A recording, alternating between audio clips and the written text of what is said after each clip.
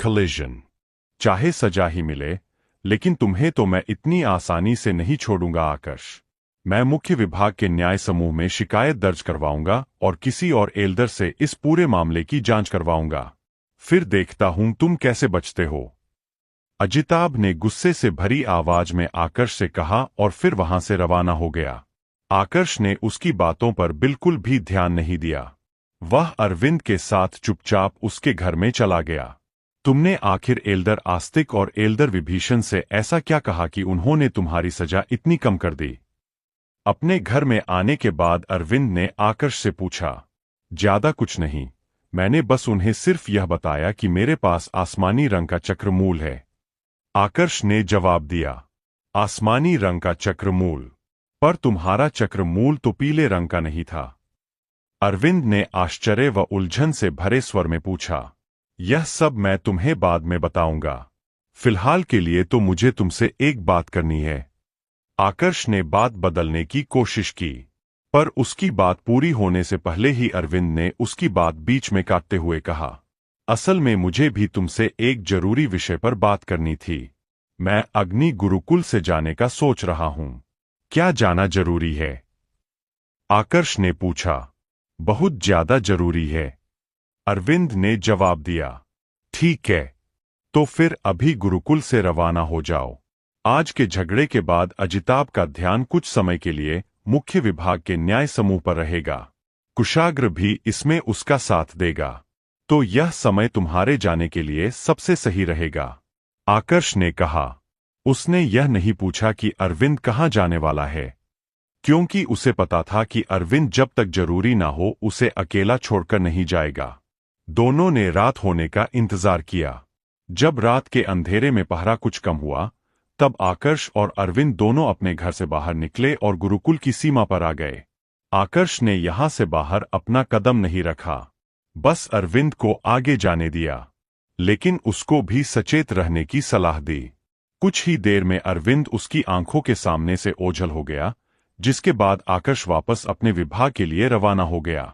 अभी के समय आकर्ष की मंजिल थी योग दीप्त मंडल के तीसरे स्तर में पहुंचना। उसके बाद उसे योग दीप्त मंडल के चरम पर भी पहुंचना था।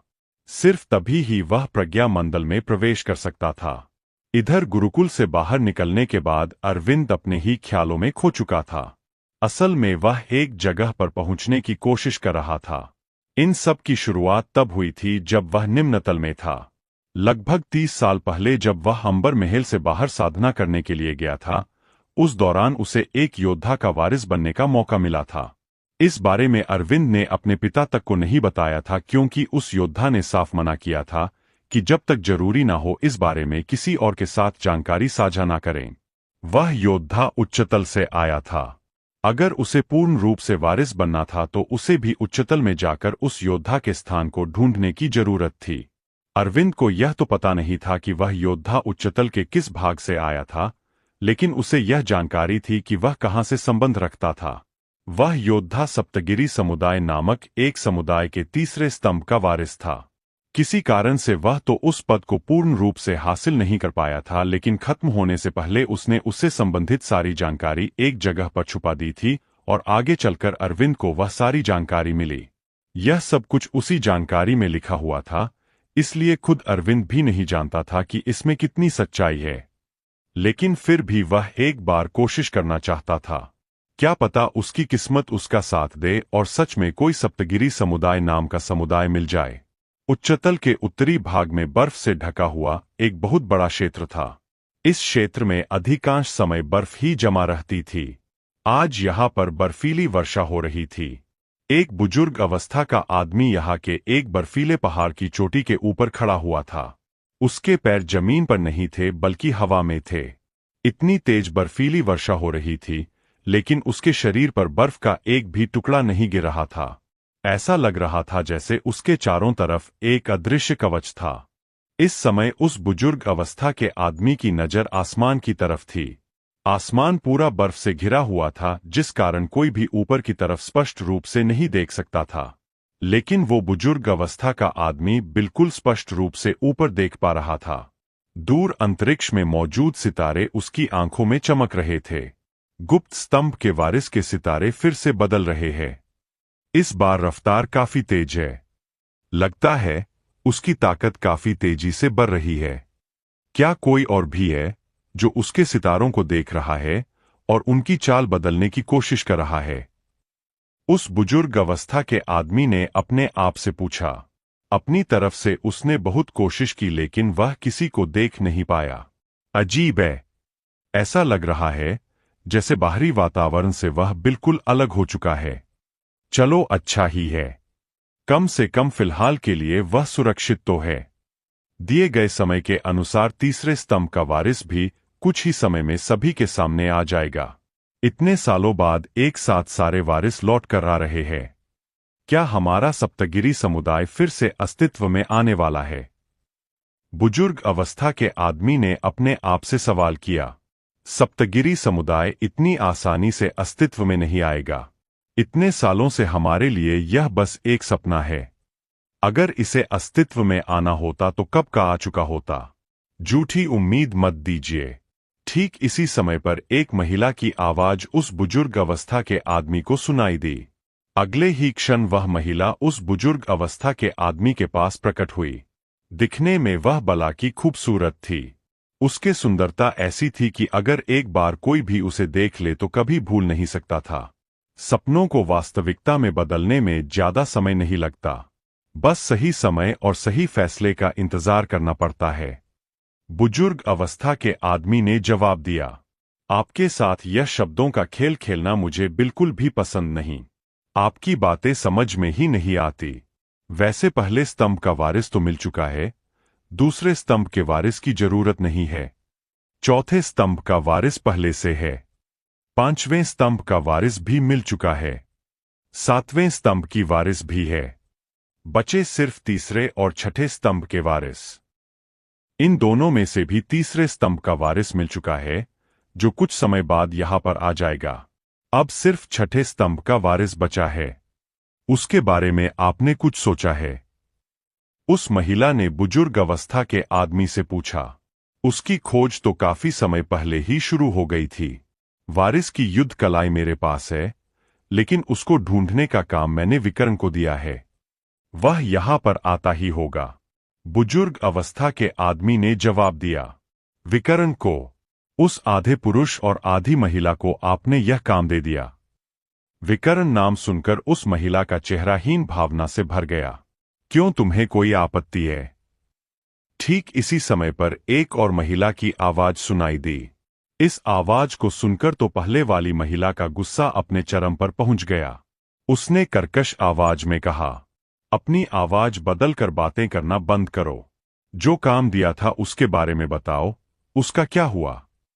मैंने वारिस को ढूंढ लिया है। वह अभी सभा कक्ष में है। सामने से इस बार एक पुरुष की आवाज सुनाई दी। इसके तुरंत बाद एक पुरुष उन दोनों के सामने प्रकट हुआ। अगर इस समय आकर्ष के पिता अनुराग यहां पर होते तो वह इन तीनों में से दो लोगों को पहचान लेते। जो व्यक्ति बुजुर्ग अवस्था का था वह कोई और नहीं बल्कि महागुरु थे, और जो व्यक्ति पुरुष और महिला दोनों की आवाज में बात कर रहा था वह था विकर्ण, उनका अंगरक्षक। जिस समय पर पहाड़ी की चोटी पर यह सब बातें हो रही थी, उसी समय पर सभा कक्ष के भीतर एक महिला किसी का इंतजार कर रही थी। यह महिला कोई और नहीं बल्कि मीरा थी। वह छठे स्तंभ, द्वैत स्तंभ के वारिस का इंतजार कर रही थी।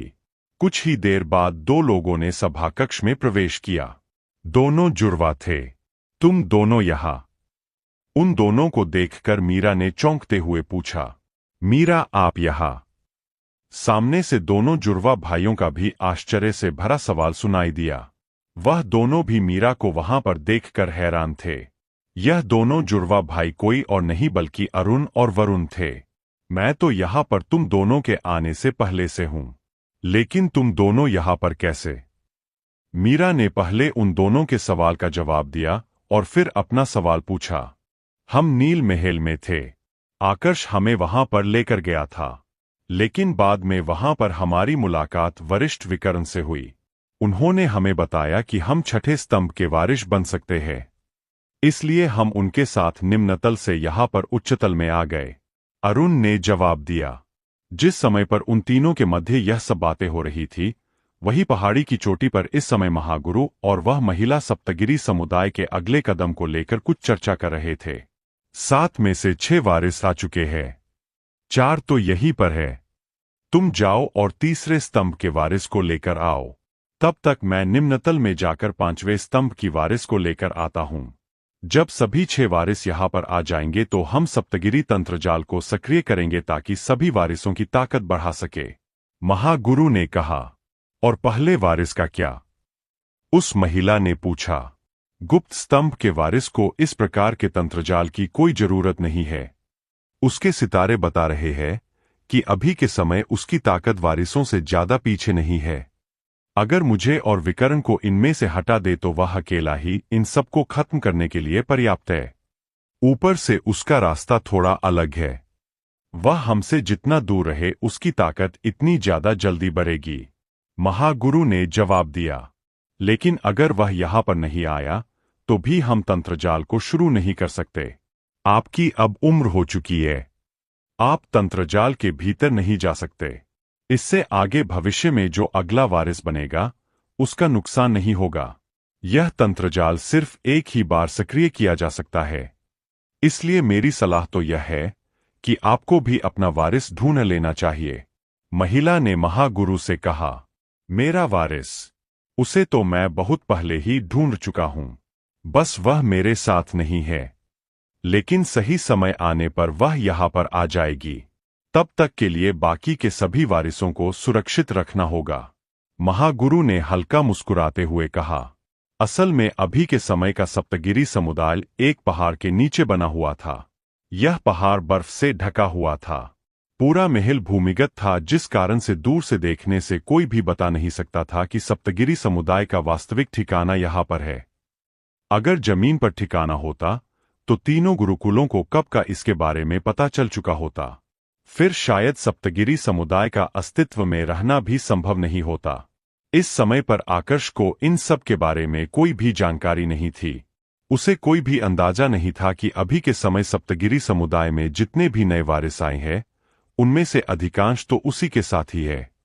अरविंद उसका दोस्त था, विकर्ण उसके पिता का अंगरक्षक था, अन्वी उसकी प्रेमिका थी, मीरा उसकी बहन थी, अरुण और वरुण उसके अच्छे दोस्त थे। सिर्फ दूसरे स्तंभ की वारिस ही ऐसी थी जिसकी पहचान उजागर नहीं हुई थी। इस समय पर आकर्ष वापस अपने विभाग में लौट चुका था और शक्ति स्तंभ की चौथी मंजिल पर आकर साधना करने बैठ गया था। समय धीरे धीरे करके गुजरने लगा।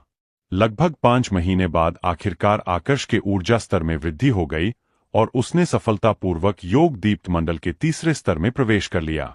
चौथी मंजिल पर बिताए गए 5 महीने बाहर की दुनिया में लगभग 15 दिन के बराबर थे। इतना समय तो योद्धा अपनी ऊर्जा को स्थिर करने में लगा देता था, जबकि आकर्ष एक स्तर की वृद्धि कर चुका था। इतना पर्याप्त नहीं है, अजिताभ अब और भी ज्यादा बड़ी चालें चलेगा। मुझे कम से कम योग दीप्त मंडल के चरम पर तो पहुंचना होगा, आकर्ष ने अपने आप से कहा। योग दीप्त मंडल से लेकर शैल मंडल तक योद्धाओं को तीसरे स्तर के बाद उस मंडल के चरम में भी प्रवेश करना पड़ता था, क्योंकि यहां से एक मंडल की दीवार को तोड़ना भी बहुत मुश्किल होता था। ज्यादातर योद्धा यही रास्ता चुनते थे, क्योंकि जो तीसरे स्तर के बाद सीधे अगले मंडल के पहले स्तर में प्रवेश करने की कोशिश करते थे उनकी ऊर्जा में बड़ा विस्फोट होता था, जिस कारण उनका मरना निश्चित होता था। चौंकाने वाली बात तो यह थी कि इसका कोई इलाज भी नहीं था। जो जिंदा बच जाते थे वह भी मरे हुए से कम नहीं होते थे, क्योंकि वे कभी होश में ही नहीं आते थे। इन्हीं सब के बारे में सोचते हुए आकर्ष ने फिर से अपनी आंखें बंद की और साधना करने बैठ गया। समय एक बार फिर तेजी से गुजरने लगा। आकर्ष ने दोबारा अपनी आंखें तब खोली जब 15 महीनों का समय बीत गया। इन 15 महीनों की साधना के बाद उसका ऊर्जा स्तर सफलतापूर्वक योग दीप्त मंडल के चरम पर पहुंच चुका था। अगले मंडल में प्रवेश करने से अब वह सिर्फ आधा कदम ही दूर था, लेकिन यहां पर उसने अपनी साधना को कुछ समय के लिए विराम दिया। अपने ऊर्जा स्तर में तो वह वृद्धि कर चुका था, अब बारी थी उसकी सारी युद्ध कलाओं और दिव्य योग्यताओं का अभ्यास करने की। साधना के साथ साथ लड़ने के तरीके में परिवर्तन लाना भी जरूरी था, वरना यह साधना कोई भी काम नहीं आने वाली थी। चौथी मंजिल पर बिताए गए 15 महीने बाहर की दुनिया में लगभग 1.5 महीने के बराबर थे। कुल मिलाकर बाहर की दुनिया में अब तक 2 महीने बीत चुके थे। सिर्फ 1 महीने का समय बच गया था। इसके बाद आकर्ष को पहली खदान में भेजा जाने वाला था। बाहर का यह 1 महीना चौथी मंजिल पर 10 महीनों के बराबर था। इसलिए आकर्ष ने फैसला किया कि अब वह अपने कवच श्रेणी की दिव्य योग्यता पर काम करेगा। उसे विश्वास था कि 10 महीनों में ज्यादा नहीं तो उस दिव्य योग्यता पर उसकी पकड़ थोड़ी तो मजबूत होगी। जहां आकर्ष अपनी ताकत बढ़ाने में लगा हुआ था, वहीं दूसरी तरफ अजिताभ गुस्से से पागल हो चुका था। कुछ ही दिन पहले उसने मुख्य विभाग के न्याय समूह के पास शिकायत दर्ज करवाई थी, लेकिन वहां से उसे जो जवाब मिला, उसे सुनकर तो उसके पांव तले जमीन खिसक गई। उसे पता चला कि आकर्ष के पास आसमानी रंग का चक्रमूल है। अजिताभ को समझ में यह नहीं आ रहा था कि आकर्ष के चक्रमूल का रंग बदल कैसे गया। उसने खुद देखा था कि आकर्ष के पास सिर्फ पीले रंग का चक्रमूल था। चक्रमूल को बदलना किसी भी योद्धा के लिए संभव नहीं था। तो ऐसे में सिर्फ एक ही संभावना बच रही थी कि आकर्ष ने किसी विशेष तकनीक का इस्तेमाल करके अपने चक्रमूल के वास्तविक रंग को छुपाया था। लेकिन इस पर विश्वास कर पाना भी बहुत मुश्किल था, क्योंकि अजिताभ ने आज से पहले ऐसी किसी भी तकनीक के बारे में नहीं सुना था जो एक योद्धा के चक्रमूल के रंग को छुपा सकती थी। अजिताभ को ऐसा भी लगने लगा कि कहीं एल्डर विभीषण और आस्तिक ने तो मिलकर आकर्ष को बचाने की कोशिश नहीं की है। उसने इसको लेकर भी मुख्य विभाग के न्याय समूह के एक एल्डर से बात की, लेकिन एल्डर ने कर्कश आवाज में जवाब देते हुए कहा कि अगर उसे लगता है कि एल्डर विभीषण और एल्डर आस्तिक दोनों ने मिलकर झूठी जांच जमा करवाई है, तो अजिताभ उन दोनों की शिकायत दर्ज करवा सकता है। न्याय समूह एक दूसरे एल्डर को भेजकर इस पूरे मामले की जांच करेगा और पता लगाएगा कि क्या आकर्ष के पास सच में आसमानी रंग का चक्रमूल है या नहीं। अगर दोनों ने झूठी जांच जमा करवाई होगी तो दोनों को इसके लिए सजा मिलेगी। लेकिन अगर दोनों की जांच सही हुई और वाकई आकर्ष के पास आसमानी रंग का चक्रमूल हुआ तो अजिताभ को झूठा आरोप लगाने के लिए सजा मिलने वाली थी। साथ में उसको इस बात का भी दोष दिया जाने वाला था कि उसने न्याय समूह के फैसले पर सवाल उठाया। अजिताभ ने जब यह सुना तो वह थोड़ी देर के लिए डर गया, क्योंकि न्याय समूह के ऊपर सवाल उठाने के लिए बहुत ही कड़ी सजा मिलती थी। मास्टर, अजिताभ इन सब के बारे में सोचकर गुस्से से उबल रहा था कि तभी उसे किसी की आवाज सुनाई दी। यह आवाज उसके शिष्य गिरीश की थी। गिरीश उसका पहला शिष्य था और वह दोनों भाई जिनको आकर्ष ने खत्म किया था, सुधीर और अनिल, दोनों ही इस गिरीश के शिष्य थे। तुम यहां? अपने शिष्य को वहां पर देख अजिताभ ने पूछा। मैंने सुना कि आप मुख्य विभाग के न्याय समूह के कार्यालय में गए थे। क्या कहा उन्होंने? गिरीश ने पूछा। मैंने देखा था। उस समय उसके चक्रमूल का रंग पीला था, अजिताभ ने जवाब दिया। अगर उसके चक्रमूल का रंग पीला था तो अब आसमानी कैसे हो गया? इसका मतलब तो यह हुआ कि एल्डर विभीषण ने झूठी जांच जमा करवाई है। आपने शिकायत क्यों नहीं की? गिरीश ने पूछा। क्योंकि अगर जांच सही पाई गई तो हमें सजा मिल सकती है, अजिताभ ने जवाब दिया। जांच सही कैसे होगी? आपने अभी तो कहा कि उसके चक्रमूल का रंग पीला था। क्या आपको अपनी खुद की आंखों पर भी विश्वास नहीं है?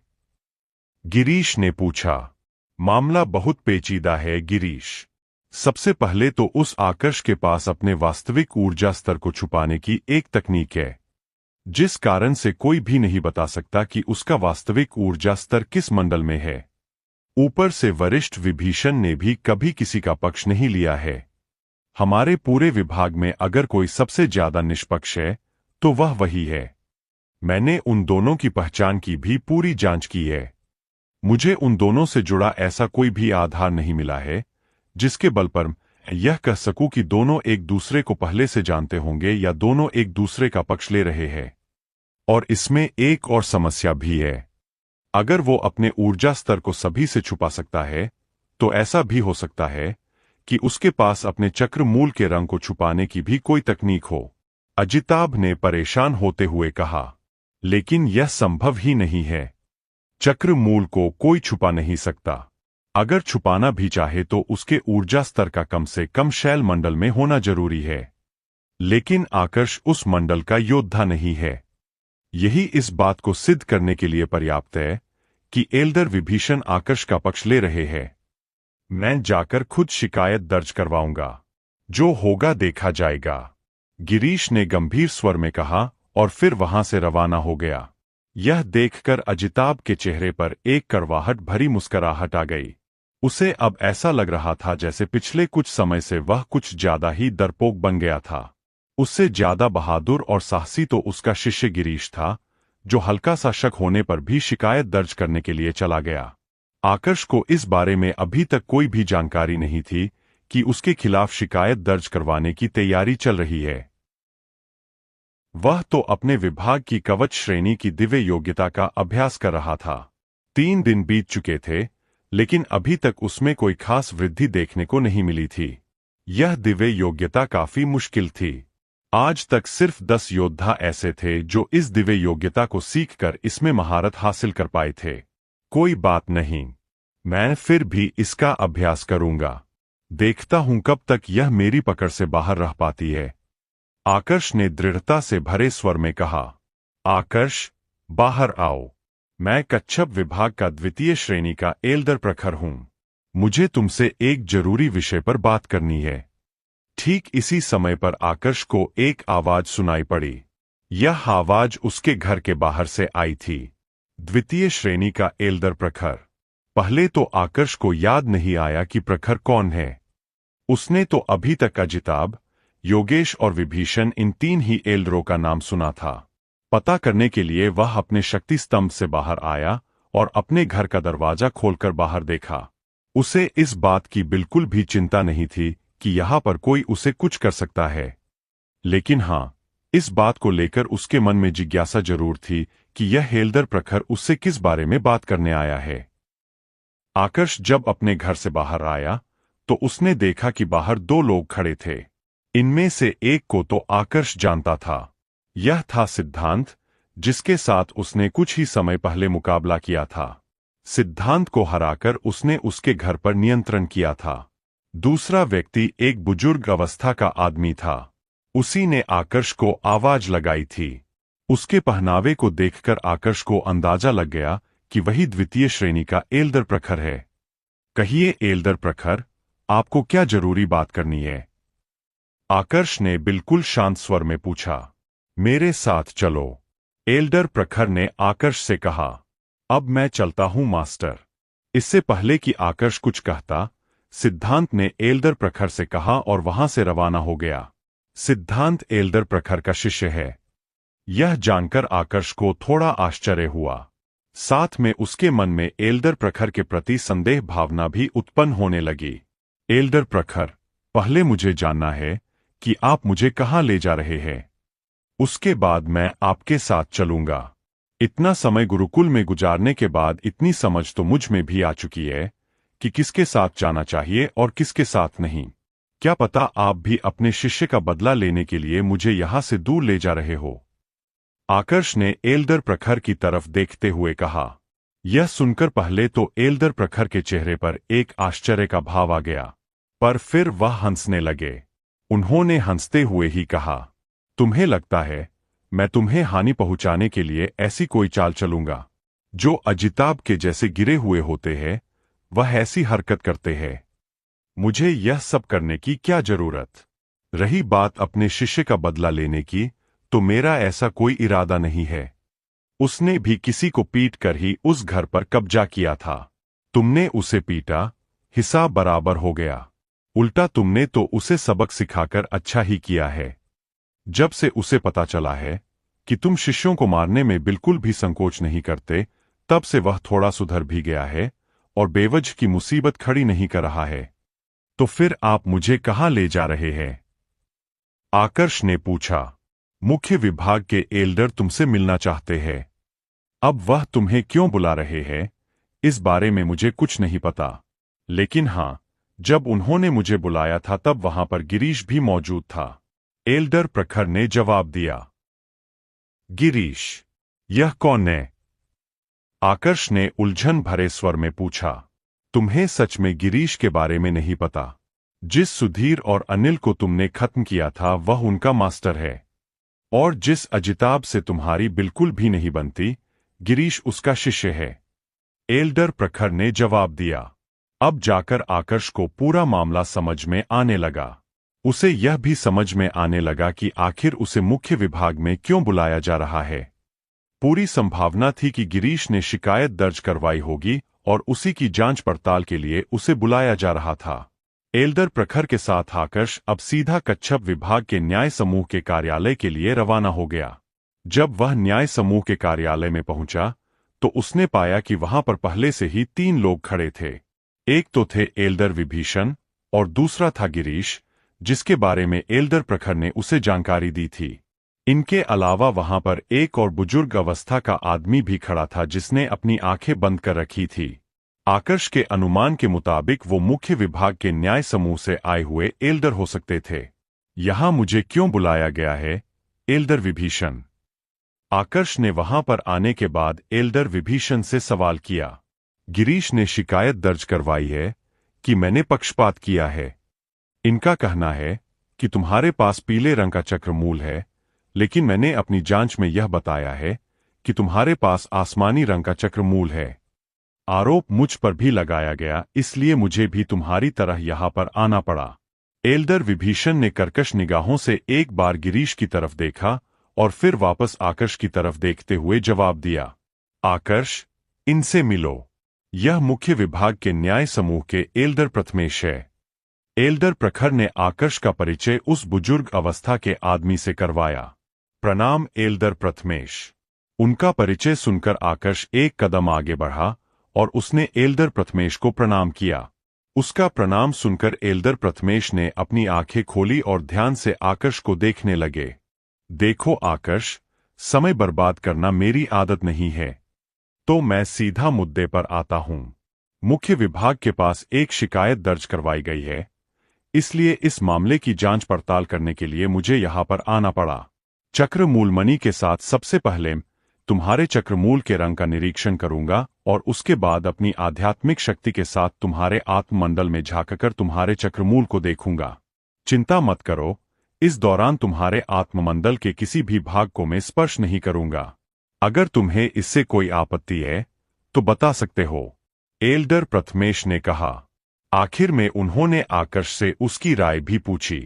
इस समय पर गिरीश काफी ज्यादा खुश था। उसे तो यही लग रहा था कि आकर्ष की चोरी पकड़ी जाएगी और उसके बाद आकर्ष को कड़ी सजा मिलेगी। पर उसके चेहरे की मुस्कुराहट तब गायब हो गई जब उसने आकर्ष का जवाब सुना। मुझे कोई भी आपत्ति नहीं है, एल्डर प्रथमेश। आपको जो प्रक्रिया करनी है आप करें, मैं आपका उसमें पूरा सहयोग करूंगा। आकर्ष के इस जवाब को सुनकर एल्डर प्रथमेश के चेहरे पर एक दुर्लभ सी मुस्कान उभर आई। आकर्ष को लेकर उनके मन में एक अच्छी छवि बन गई थी। उन्हें वह लोग ज्यादा पसंद थे जो नियमों के अनुसार काम करते थे। अभी तक तो उन्हें लग रहा था कि आकर्ष कोई आपत्ति जताएगा, इसलिए उन्होंने आखिर में राय भी पूछी थी। पर यह उनके लिए भी थोड़ा अप्रत्याशित था कि आकर्ष इतनी आसानी से उनकी बात मान गया था। इससे उनको एक बात तो समझ में आ चुकी थी कि आकर्ष काफी मिलनसार व्यक्ति है। बस जिस तरह से उससे बात की जाती है वह बस उसी लहजे में वापस जवाब देता है, और कई बार सामने वाले को यह जवाब पसंद नहीं आता, जैसे कि अजिताभ था। ज्यादा देरी न करते हुए अब उन्होंने अपनी जादुई अंगूठी में से एक चक्रमूल मणि निकाला और आकर्ष की तरफ कर दिया। इसके साथ अब परीक्षण शुरू हुआ। इस समय गिरीश के साथ साथ एल्डर प्रखर भी बड़े ध्यान से उस चक्रमूल मणि की तरफ देख रहे थे। उन्हें भी जानना था कि आकर्ष के पास किस रंग का चक्रमूल है। लगभग 10 सेकंड बाद एक हल्के आसमानी रंग की रोशनी उन सभी को नजर आने लगी। यह नहीं हो सकता, जरूर इस चक्रमूल मणि के साथ कुछ गड़बड़ है। मेरे पास भी एक चक्रमूल मणि है, तुम इसके साथ फिर से कोशिश करो, गिरीश ने हल्के गुस्से से भरे स्वर में कहा और अपनी जादुई अंगूठी में से एक और चक्रमूल मणि निकालकर आकर्ष की तरफ कर दिया। अब वैसे तो प्रयोग समाप्त हो चुका था, लेकिन क्योंकि गिरीश को अभी भी शक था तो आकर्ष ने भी कोई सवाल नहीं उठाया और उस चक्रमूल मणि के साथ अपना चक्रमूल प्रदर्शित कर दिया। एक बार फिर हल्के आसमानी रंग की रोशनी सभी की आंखों के सामने नजर आने लगी। नहीं, यह सब दिखावा है। इसका चक्र मूल पहले पीले रंग का था। जरूर इसने कोई छलावा रचा है। गिरीश अभी भी मानने को तैयार नहीं था कि आकर्ष के पास आसमानी रंग का चक्रमूल है। खुद उसके मास्टर ने पहले आकर्ष का परीक्षण करवाया था, वह भी 2 बार, और दोनों बार पीले रंग का चक्रमूल दिखा था। इसका चक्रमूल किस रंग का है, उसका अभी पता चल जाएगा। आकर्ष, अब मैं तुम्हारे आत्ममंडल में झांकने वाला हूं। अगर किसी भी क्षण पर तुम्हें ऐसा लगे कि तुम्हारे आत्ममंडल पर दबाव पड़ रहा है, तो उसी समय मुझे इशारा कर देना। मैं अपनी आध्यात्मिक शक्ति वापस खींच लूंगा। एल्डर प्रथमेश ने आकर्ष की तरफ देखा और बड़े ही शांत स्वर में कहा, जी एल्डर प्रथमेश, मैं बिल्कुल तैयार हूं। आप परीक्षण शुरू कर सकते हैं। आकर्ष ने भी वापस शांत स्वर में जवाब दिया। इस जवाब ने एल्डर प्रथमेश को तो खुश कर दिया था, लेकिन गिरीश के चेहरे का रंग पूरी तरह से उड़ चुका था। उसे डर लगने लगा था कि कहीं सच में तो आकर्ष के चक्रमूल का रंग आसमानी नहीं है। इधर एल्डर प्रथमेश ने आकर्ष के ललाट पर अपनी एक उंगली रखी और बहुत ही थोड़ी मात्रा में अपनी आध्यात्मिक शक्ति को उसके आत्ममंडल की तरफ भेजने लगे। आकर्ष के लिए यह पहली बार नहीं था जब कोई ऊर्जा उसके आत्मा मंडल में प्रवेश कर रही थी। हाँ, उसे थोड़ा दर्द महसूस हो रहा था, लेकिन यह दर्द उसके पहले के अनुभवों के सामने कुछ भी नहीं था। लगभग 2 मिनट बाद एल्डर प्रथमेश ने अपनी आध्यात्मिक शक्ति वापस खींच ली। मैंने जांच कर ली है। आकर्ष का चक्रमूल वाकई आसमानी रंग का है। गिरीश, झूठा आरोप लगाने के लिए तुम्हें अभी बंदी बनाया जाता है। मेरे साथ मुख्य विभाग में चलो, वहां पर तुम्हारी सजा तय की जाएगी। एल्डर प्रथमेश ने गंभीर स्वर में कहा और फिर अपनी शक्तियों से गिरीश को पकड़कर वहां से ले जाने लगे। एल्डर प्रथमेश, मुझसे गलती हो गई। बस एक बार मुझे माफ कर दीजिए। मैं आगे से ऐसा कभी नहीं करूंगा। गिरीश ने मदद की गुहार लगाई, मगर एल्डर प्रथमेश पर इसका कोई भी प्रभाव नहीं पड़ा। वह उसे लेकर वहां से चले गए। उनके वहां से जाने के बाद एल्डर प्रखर भी वहां से रवाना हो गए। अब पीछे सिर्फ आकर्ष और एल्डर विभीषण बच गए थे।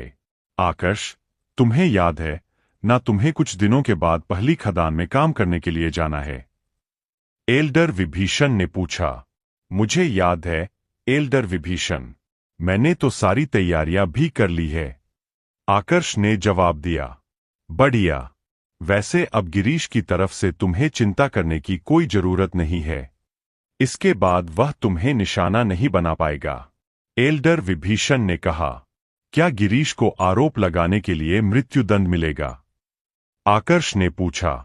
नहीं, अगर वह शैल मंडल का योद्धा नहीं होता तो उसे मृत्युदंड मिल जाता, लेकिन शैल मंडल का योद्धा होने के कारण वह गुरुकुल के लिए उपयोगी है। एल्डर विभीषण ने जवाब दिया। तो क्या आप नहीं चाहते कि गिरीश को मृत्युदंड मिले? आकर्ष ने पूछा। मेरे चाहने या ना चाहने से क्या फर्क पड़ता है? सच कहूं तो अगर गिरीश मर भी जाता है तो भी मुझे कोई फर्क नहीं पड़ेगा, लेकिन गुरुकुल ऐसा कभी नहीं करेगा। एल्डर विभीषण ने जवाब दिया। अगर बाहर यह खबर फैल जाए कि किसी ने न्याय समूह के एक एल्डर के फैसले पर सवाल उठाया है और उसके खिलाफ शिकायत दर्ज करवाई है, तो फिर क्या प्रतिक्रिया होगी? आकर्ष ने पूछा। अगर ऐसा हुआ तो गिरीश को मृत्युदंड मिल जाएगा। बाहर अगर यह खबर फैल जाती है तो सभी न्याय समूह का मजाक उड़ाएंगे। गुरुकुल ऐसा कभी भी नहीं होने देगा। इसके लिए फिर अगर उन्हें गिरीश को मारना भी पड़ा तो वह लोग पीछे नहीं हटेंगे। लेकिन एक मिनट, क्या तुम यह कहना चाहते हो कि गिरीश के खिलाफ बाहर खबर फैलाई जाए? एल्डर विभीषण ने पहले तो आकर्ष की बात का जवाब दिया, लेकिन फिर अचानक से जैसे उन्हें आकर्ष की मंशा समझ में आ गई हो, उन्होंने चौंकते हुए आकर्ष से सवाल किया। कुछ ऐसा ही समझ लीजिए, लेकिन इसमें कुछ मदद नहीं कर सकता। अगर मैंने इस प्रकार की खबर फैलाई तो न्याय समूह मुझे सजा देगा, लेकिन अगर आप खबर फैलाते हैं तो ऐसा कुछ भी नहीं होगा। आप न्याय समूह के हिस्सा है तो आपको वो लोग कुछ भी नहीं कहेंगे। उल्टा सभी को यही लगेगा कि आपने यह खबर इसलिए फैलाई क्योंकि गिरीश ने आपके फैसले पर सवाल उठाकर सभी के सामने आपका अपमान किया। आकर्ष ने जवाब दिया। यह सुनकर एल्डर विभीषण कुछ पलों के लिए बिल्कुल चुप हो गए। वह ध्यान से आकर्ष को देखने लगे। पहले तो मुझे लगता था कि तुमने अजिताभ से दुश्मनी करके बहुत बड़ा खतरा मोल ले लिया है, लेकिन अब तुम्हारी बातें सुनने के बाद मुझे ऐसा लग रहा है जैसे यहां पर खेल अजिताभ नहीं खेल रहा बल्कि तुम खेल रहे हो। खतरा मोल तुमने नहीं लिया बल्कि उसने ले लिया है। अजिताभ ऐसी चाल सपने में भी नहीं सोच सकता जहां पर कोई अपना ही किसी को खत्म कर दे। एल्डर विभीषण ने आश्चर्य से भरे स्वर में कहा। दिखावा मत कीजिए एल्डर विभीषण, सच्चाई आपको भी पता है और मुझे भी। मैंने खुद आपकी आंखों में अजिताभ के प्रति गुस्से का भाव देखा था। गिरीश ने जब आपके फैसले पर सवाल उठाया तब आपकी आंखों में कत्ल का भाव था। अगर आपकी जगह में होता तो मेरी आंखों में भी ऐसा ही भाव होता, क्योंकि जो व्यक्ति जीवन भर सही का साथ दे उस पर अगर गलत आरोप लगाया जाए तो गुस्सा आना स्वाभाविक है। वैसे मैंने आपको सिर्फ सुझाव दिया है, आगे इस पर काम करना या ना करना पूर्ण रूप से आपकी इच्छा है। अगर आपको लगता है कि गिरीश ने जो कुछ किया था उसके लिए उसको मृत्युदंड मिलना चाहिए तो आप इस पर काम कर सकते हैं। आकर्ष ने एल्डर विभीषण से कहा। इसके बारे में हम बाद में बात करेंगे, बाहर किसी को इस बारे में मत बताना। अच्छा, एक और बात, कुछ दिन पहले मैं विभाग प्रमुख से मिलने गया था ताकि तुम्हारे बारे में उन्हें बता सकूं। मुझे विश्वास है कि अगर उन्हें इस बारे में पता चलता तो वह निश्चित रूप से तुम्हें अपना शिष्य बनाने की कोशिश करते, लेकिन उनके निवास स्थान के बाहर जाने के बाद मुझे पता चला कि वह भी साधना में है। उनके ऊर्जा स्तर में बहुत जल्द एक बहुत बड़ी वृद्धि हो सकती है, इसीलिए मैंने उनको परेशान नहीं किया। एल्डर विभीषण ने बात बदलने की कोशिश करते हुए कहा। एल्डर विभीषण, आप मेरे बारे में इतना सोच रहे हैं उसके लिए आपका बहुत बहुत धन्यवाद, लेकिन सच कहूं तो मेरा इरादा विभाग प्रमुख का शिष्य बनने का नहीं है। मेरे पहले से ही मास्टर है और जहां से मैं आया हूं वहां पर सभी को एक नियम का पालन करना होता है कि किसी को भी मास्टर बनाने से पहले अपने पहले वाले मास्टर से अनुमति लेनी होगी। अगर पहले मास्टर आपत्ति जता देते हैं तो दूसरे मास्टर को स्वीकार नहीं कर सकते। आकर्ष ने एल्डर विभीषण से कहा। मैं तुम्हारी बात समझ पा रहा हूं आकर्ष, लेकिन तुम्हें भी यह समझना चाहिए कि यहां विभाग में रहते हुए तुम ज्यादा सुरक्षित नहीं हो।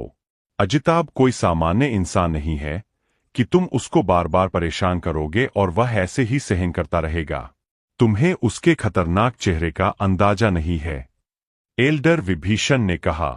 मैं जानता हूं, लेकिन आप ही बताओ कि सिर्फ सुरक्षा के लिए किसी का शिष्य बनना क्या यह सही है? इससे न सिर्फ मैं अपनी खुद की नजरों में गिर जाऊंगा बल्कि अपने नए मास्टर को भी अपमानित करवाऊंगा। आकर्ष ने कहा। सच्चाई तो यह थी कि वह अग्नि गुरुकुल के साथ ज्यादा संबंध नहीं रखना चाहता था। उसे भी पता था कि दोनों के रास्ते बिल्कुल अलग है। वो यहां पर वास्तविक शिष्य बनने के लिए नहीं आया था, वह तो यहां पर अपनी पत्नी और अपनी बेटी को बचाने के लिए आया था। जब उसका लक्ष्य किसी और दिशा में जा रहा था तो वो स्वार्थी होकर अपने रास्ते से क्यों भटके? ठीक है, अब जब तुमने फैसला कर लिया है तो मैं इसको लेकर और कुछ नहीं कहूंगा। 1 महीने का समय है, अगर कोई तैयारी बाकी रह गई है तो पूरी कर लो, उसके बाद तुम्हें पहली खदान में भेज देंगे। एल्डर विभीषण ने कहा। इसके बाद वह वहां से गायब हो गए। आकर्ष भी वापस अपने कमरे में लौट आया और शक्ति स्तंभ की 4थी मंजिल पर जाकर अपनी दिव्य योग्यताओं का अभ्यास करने लगा। इस बार उसने विभाग की कवच श्रेणी की युद्ध कला को महत्व नहीं दिया। वह बहुत ज्यादा समय खर्च करवा रही थी और आकर्ष के पास इतना समय नहीं था। अभ्यास में ही 10 महीनों का समय गुजर गया। बाहर की दुनिया में अब तक 1 महीने का समय गुजरा था। समय पूरा होने के बाद आकर्ष शक्ति स्तंभ से बाहर निकला और बाहर की खबर लेने की कोशिश की। उसे पता चला कि गिरीश को खत्म कर दिया गया है। थोड़ी ही देर में एल्डर विभीषण भी उससे मिलने आ गए। क्या यह खबर सच है कि गिरीश को खत्म कर दिया गया है? आकर्ष ने एल्डर विभीषण से पूछा। बिल्कुल सच है। मुख्य विभाग के न्याय समूह को जब इस बारे में पता चला कि बाहर के लोगों को गिरीश के द्वारा लगाए गए आरोप के बारे में पता चल गया है तो सभी का मुंह बंद करवाने के लिए उन्होंने गिरीश को खत्म कर दिया। अग्नि गुरुकुल अपने नियमों को लेकर कुछ ज्यादा ही कठोर है। गिरीश की गलती थी जो उसने ऐसा मूर्खतापूर्ण कदम उठाया। अगर वह खुद से जांच करता तो उसके साथ ऐसा कभी भी नहीं होता। एल्डर विभीषण ने आकर्ष से कहा, इस बारे में तो अजिताभ को भी खबर मिल चुकी होगी। अगर उसे पता चला कि खबर आपके द्वारा फैलाई गई है तो? आकर्ष ने पूछा। तो पता चलने दो। गलती मेरी थोड़ी थी। मुख्य विभाग के न्याय समूह को भी पता है कि खबर मैंने फैलाई है, लेकिन उन्होंने इसको लेकर मुझे परेशान नहीं किया। अगर अजिताभ ने मेरे ऊपर उंगली उठाने की भी कोशिश की तो उसका भी हाल वही होगा जो उसके शिष्य गिरीश का हुआ है। एल्डर विभीषण ने जवाब दिया। जब आकर्ष और एल्डर विभीषण इस बारे में बात कर रहे थे, उस समय अजिताभ गुस्से में अपने घर का सामान तोड़ रहा था। उसका सारा गुस्सा आकर्ष पर था। उसके हिसाब से आकर्ष ने जानबूझकर अपने वास्तविक चक्रमूल को छुपाया था ताकि उसका शिष्य गिरीश जाल में फंस जाए। इस समय पर भी वह अपनी गलती मानने को तैयार नहीं था। आकर्ष, यह तुमने सही नहीं किया। तुम्हारी वजह से मेरे शिष्य को मरना पड़ा। अब देखो मैं तुम्हारे दोस्तों का क्या हाल करता हूं। अजिताभ ने गुस्से में गरजते हुए अपने आप से कहा और अपने घर से बाहर निकला। अपनी आंखों में कत्ल का भाव लिए वह सीधा सिंह विभाग के लिए रवाना हो गया। अजिताभ काफी लंबे समय से आकर्ष के आत्ममंडल में झांककर उससे सवाल पूछना चाहता था, लेकिन आकर्ष अपना ज्यादातर समय अपने घर में ही बिता रहा था, जिस कारण अजिताभ को यह मौका नहीं मिला। गुरुकुल में रहते हुए वह आकर्ष के साथियों को तो खत्म नहीं कर सकता था, लेकिन उनके आत्ममंडल में झांककर उनसे सवाल कर सकता था। उस समय पर वह जो भी सवाल पूछने वाला था, आकर्ष के साथी बिल्कुल सही सी जवाब देने वाले थे। सिंह विभाग में आने के बाद अजिताभ निशांत को ढूंढने में लग गया। उसे आज भी याद था कि जब आकर्ष पहली बार गुरुकुल में आया था तो उस समय उसके साथ उसके दो साथी भी थे, जो बाद में उसके डर से अमर विभाग और सिंह विभाग में शामिल हो गए थे। अजिताभ को अपनी तेज नजरों के साथ निशांत को ढूंढने में ज्यादा समय नहीं लगा। अपनी तेज रफ्तार का इस्तेमाल करते हुए उसने निशांत को बीच रास्ते में ही उठा लिया और दूर एकांत में ले आया। पकड़े जाते ही निशांत को समझ में आ गया कि पक्का अजिताभ ने ही उनका अपहरण किया है। उन्होंने तुरंत आकर्ष की सिखाई तकनीक का इस्तेमाल करके अपनी चेतना को आत्ममंडल में ही कहीं पर छुपा दिया। अब अगर अजिताभ अपनी आध्यात्मिक शक्ति के साथ उसके आत्ममंडल में झांककर उन पर नियंत्रण करने की भी कोशिश करता तो भी कोई फायदा नहीं होने वाला था। अजिताभ को इस बारे में कोई जानकारी नहीं थी, इसलिए उसने सीधा ही अपनी आध्यात्मिक शक्ति का इस्तेमाल करके निशांत के आत्ममंडल में झांकने की कोशिश की और उससे सवाल करने लगा। तुम्हारा नाम क्या है? अजिताभ ने पूछा। निशांत। निशांत ने बिल्कुल ऐसे जवाब दिया जैसे उनके शरीर में जान ही नहीं है और वह पूर्ण रूप से अजिताभ के वश में हो चुके हैं। तुम कौन से विभाग के शिष्य हो? पुष्टि करने के लिए अजिताभ ने एक बार फिर पूछा। सिंह विभाग का शिष्य, निशांत ने जवाब दिया। क्या तुम आकर्ष को जानते हो? अजिताभ ने अब अपना वास्तविक सवाल पूछा। वह मेरा दोस्त है, निशांत ने जवाब दिया। बहुत बढ़िया, चलो उसके बारे में जो कुछ भी पता है वह सब मुझे बताओ। अजिताभ ने खुश होते हुए पूछा। मुझे उसके बारे में उसके नाम के अलावा और कुछ भी नहीं पता, निशांत ने जवाब दिया। क्या? पर तुमने तो अभी कहा कि तुम उसके दोस्त हो, फिर ऐसा कैसे हो सकता है कि तुम्हें उसके बारे में कुछ भी नहीं पता? अजिताभ ने आश्चर्य से भरे स्वर में पूछा। आकर्ष से मेरी पहली मुलाकात अग्नि गुरुकुल में आने से एक दिन पहले हुई थी। उसने मुझे एक दूसरे योद्धा के हाथों मरने से बचाया था, इसी कारण हमारी दोस्ती हो गई। उस समय मैंने उसके नाम के अलावा उससे और कुछ भी नहीं पूछा। जब हम अग्नि गुरुकुल में आए तब मैंने उसकी पहचान के बारे में एक बार सवाल किया, लेकिन उसने बताने से मना कर दिया। उसके बाद मुकाबला शुरू हो गया और लड़ाई के कारण हम तीनों को अलग अलग विभागों में जाना पड़ा। हमें कभी मौका नहीं मिला एक दूसरे से जान पहचान बढ़ाने का। यही कारण है कि मुझे उसके नाम के अलावा उसके बारे में और कुछ भी नहीं पता, निशांत ने जवाब दिया। यह जवाब आकर्ष ने ही उन्हें बताने को कहा था। निशांत ने अपनी पूरी बात इतनी सफाई से कही थी कि अजिताभ को तुरंत ही उसकी बातों पर विश्वास हो गया। होता भी कैसे नहीं, उसने निशांत पर नियंत्रण जो कर रखा था वह यह मानने के लिए बिल्कुल भी तैयार नहीं हो सकता था कि इस अवस्था में भी निशांत झूठ बोल सकते हैं। जब निशांत से कोई काम की जानकारी नहीं मिली तो अजिताभ ने उन्हें अकेला छोड़ दिया और अमर विभाग के लिए रवाना हो गया। उसके हिसाब से अगर निशांत के पास जानकारी नहीं थी तो कम से कम अरविंद के पास तो आकर्ष की जानकारी होनी चाहिए थी। लेकिन उसे यह पता नहीं था कि अरविंद तो 3 महीने पहले ही गुरुकुल छोड़कर जा चुका है। इधर अजिताभ के जाने के बाद निशांत के चेहरे पर एक मुस्कुराहट उभर आई। सोचा नहीं था कि गुरुकुल का एक द्वितीय श्रेणी का एल्डर होने के बावजूद यह इतनी छोटी सी चाल में फंस जाएगा। निशांत ने मुस्कुराते हुए अपने आप से कहा।